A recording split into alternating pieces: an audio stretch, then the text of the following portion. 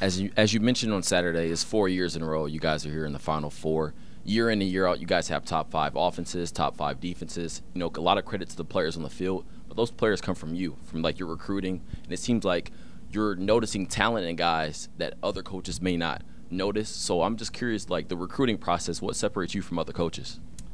You know, I don't think there's much of anything there in regards to that circumstance. But I do, you know, there's two things that happen. Oops, excuse me, in the recruiting process or with your players. One is you get them on campus. Two is what is the growth once they get on campus. And I say this about Ferris State, and I don't know what it is. I wish I could bottle it up and sell it because I'd make billions. But when our guys arrive, like their determination to reach their full potential is extraordinary. And so people say, well, how do you have the most NFL players from D2 school? That's why. And so our guys work just extraordinarily hard. You know, I said this yesterday. We were at practice. It's a Tuesday. You know, we just won a big game. Nobody would have came to our practice and said, man, those guys, they just won a big game. We were just back to work. Nothing like looking back on what we did on Saturday. And, in fact, our meeting the next day, a couple days ago on a Sunday, same deal. Our guys were locked in. And I'm like, hey, congratulations, great job. You know, Region 3, Super Region 3 champs, that's unbelievable. And, I mean, they're just locked in. And so next challenge for these guys. And so that's how you get true growth. And I don't know if it's something I did. I don't know if it's something my coaches did. I don't know if it's something that Jason Vanderlaan or Justin Zimmer or Zach Sealer or Tavier Thomas or any of those guys just kind of instilled this culture that we're going to work to be the best. But that's who we are, and that's that's how we've been. You mentioned after the Pittsburgh State game, there's no revenge in football. You know, once you lose. But obviously they beat you in 2019. So do you not necessarily want to get revenge, but do you want to win this one? How bad do you want to win this one? Well, there's no revenge, but you can avenge games that you've lost. So we've lost since 18, 19, 21, 22.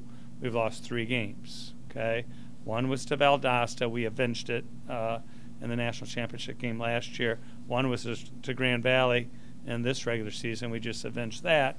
And the third one is West Florida. So that's a chance for us, an opportunity to at least make up for that one. But I'll say it again: they got a national championship trophy in 19, and so these are the 2 teams that have won the last 2 national championships playing 19 and 21. West Florida and Ferris State. So yeah, I think we can avenge, but there won't be revenge because I wanted that trophy that they have in 19, but we don't have it. And as you're talking about avenging and you guys coming back after those losses with the wins, is it that when you do come back, do you notice that certain things that, this is what they did, this is what we need to do, and how does it feel to correct that and being able to do that? Yeah, that's a really good question. The one thing, you just don't want to give the game away, right? And, they had a really good offense that year as well, and their defense was gritty as well. And then we just collapsed in basically the last play of the third quarter. We were ahead, and then we went, I think, on 4 straight turnovers, 4 possessions, 4 turnovers. So that's frustrating, and you don't want to see your guys suffer through that ever. So, but it also makes you nervous. Let's make sure that we take care of the ball and do the things we need to do to win a hard-fought game. You won a lot of hard-fought games this year. What is it about this team that you can do that? Yeah, it's again, I don't know how to bottle it, but I want to. We are just tough. Like if you watch our team play, a lot of times I've done this for a long time, and so I sit and watch film, and I'm like, well, that team doesn't play like they're tough,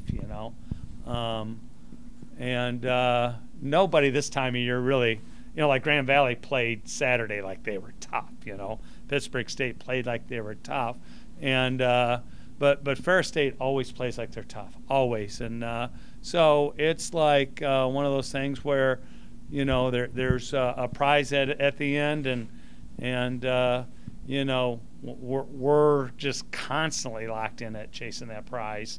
And I don't know what it is. You know, I'm just very proud that our guys are just so gritty that they're just chasing that prize all the time. And it's hard. It's December 7th. It's hard. Like, it's tiring. It's hard. I want to go to sleep. I want, you know, I fantasize about laying on a beach in Florida in warm weather, and my guys just like light me up, and they're like, hey, let's go, man. And that's how they come to work, and every day. Today, I tried to tone practice down a little bit, and you know, Marcus Taylor was you know, he was like, you know, laughing but going at me a little bit, you know, like, Coach, I mean, what are we doing? Why are we running Skelly on air? You know, we need to. And I'm like, trying to get you guys fresh, you know, but they're just gritty. They're hard workers, and they just want to be the best all the time. Coming from Florida to Big Rapids, do you imagine there's a bit more of a home field advantage this time of the year? You know, I don't think it's a big deal, truthfully. They came and played well here a few years ago. I think we would go there and play well in the warm. In fact, that would be very comfortable. We're happy to be here, don't get me wrong, but I don't think it's as big a deal as people make it out to be. You talked about toughness, and it seems like for a while this season, every week we were asking, is Malik going to play? Is Malik going to play? And finally you told us he's just going to have to play through pain, and he's committed to doing that. What can you say about the way he's been able to do that in the week since that conversation? Incredible. Like, you know, there's two guys on our team that I'm like, I don't know if they can make it. Sidney McLeod's one, who had an early injury and has just grinded it out the whole year and hasn't complained one bit. And Malik Mitchell, who, you know, I mean, if you watch him on Saturday, you're like, whoa, how tough is that guy, you know? And so, yeah, he's got an injury or two or three or four, and he just grinds it out. He is tough. And that, you know, that part of it helps teams be stronger as well, you know. And so our toughest guys who are really important players, you know, that's awesome. That just kind of motivates everybody to be tough, because if you're not tough and you don't raise yourself up to that standard, you know, you kind of either look a little silly or you look like a coward, or however you want to describe it. So there's a lot of pressure to be tough on this team because of those two. You mentioned a little bit. Can you go in more detail about what that does, watching him go out there for your players, for your coaching staff? Well, for me, I doubted whether it would happen. So I'll be honest with you. I played him in that Grand Valley game during the regular season. The middle of the year, week 6 maybe it was. I played him in that game thinking, all right, I'm just going to play him and see if he can survive it, and, you know, this might be it for him. And then, you know, at halftime he was in pain, and he's like, okay, I can do it, you know. Well, I probably coached more like a coward than I normally would, because I was trying to protect him. And, you know, you saw there was no protecting him on Saturday, right? He was taking on whoever he could take on. And so after a while I'm like, okay, if he's going to be this guy, you know, I guess I ride with him. And that's what I've done, is I've ridden with him, and he's been extraordinary. So everybody has to respect that, right? It's one of those stories of, you know, somebody who, you know, is overcoming, you know, huge obstacles and you know, physical issues to just be elite, and that's how it's been. So that motivates me every day too. You come to practice and he's ready to go. After winning the national championship last season, losing a lot of 6-year guys, you guys have a much younger team this year. How happy are you within your younger guys to rise to the occasion and get you guys to the Final Four?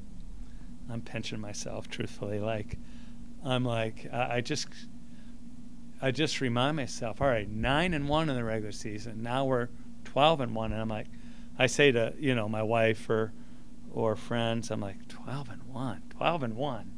So it's miraculous, because I knew our defense was going to be great, and those coaches have done a great job.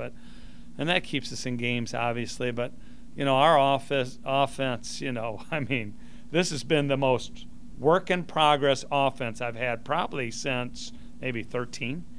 And so we knew it was going to be that way. You can't have, you can't have the offensive line we had last year. And we won it in such a different way last year. Jared Bernhardt was 6, unbelievable offensive linemen. And in the national championship game, they're talking about us having one pass and one completion. I think we're 1 for 2 in the national championship game. And now it's like a total different team. And so I give our offensive coaches credit, too. We've had to adapt styles.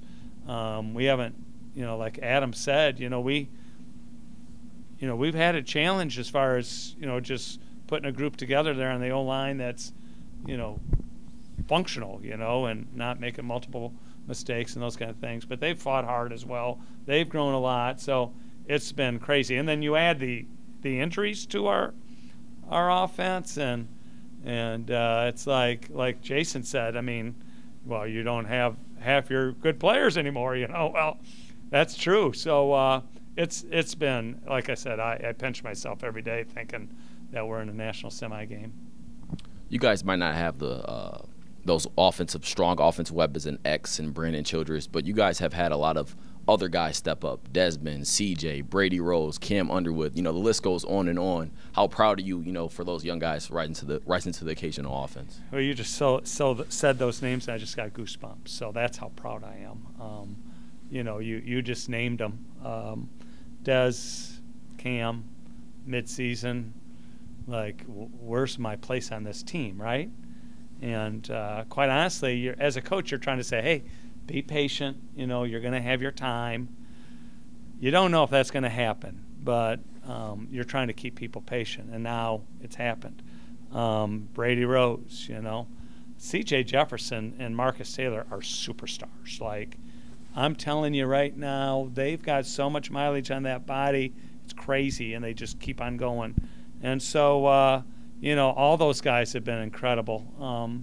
And we got other guys, too. It's been miraculous just kind of putting people together. And literally, I think we got like 8 skill guys left, running around that field, and they're still just grinding it out. The ability to step up, the ability to be the next man up, that's not something you see on tape.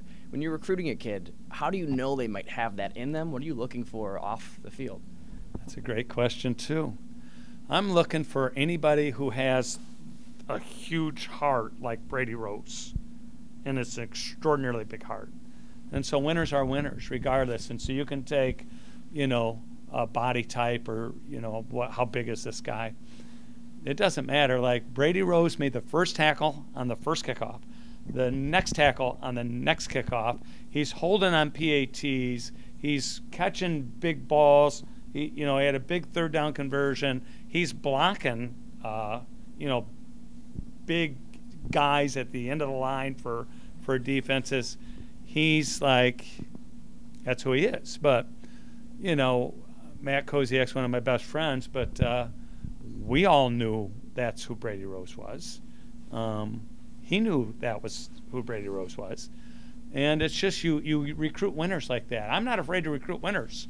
I don't care, like, everybody has their assessment of what it looks like in recruiting, They call it a profile. I don't have a profile. I don't care how tall a guy is. Old linemen don't have that profile. I don't need everybody to be 6'5", 6'6". I need somebody that's going to be tough as tough can be. And so we make those assessments. We've taken risk at times to recruit that way, and it's worked out. And so the short guys that are just like blurs, they're D1 guys. Marcus Taylor's a D1 guy, right? So everybody in Florida, when I got Marcus Taylor, said, wait a second. Now, you got Marcus Taylor from Oak Ridge High School? And I'm like, yeah. He's like, one of the guys, coach down there, says, I thought he'd be in the SEC. Well, he's got SEC talent, from a high school kid coming out, but he's just shorter. So I don't mind. I always just say your feet hit on the ground at the same place as everybody else. So I don't care how tall or short you are. And everything that we're just talking about right now, and talking about all those young guys, is this the deepest team that you have ever had during your time here? And how does it feel that you may have this is the foundation, and could be you're going to be expecting more of these teams for years to come?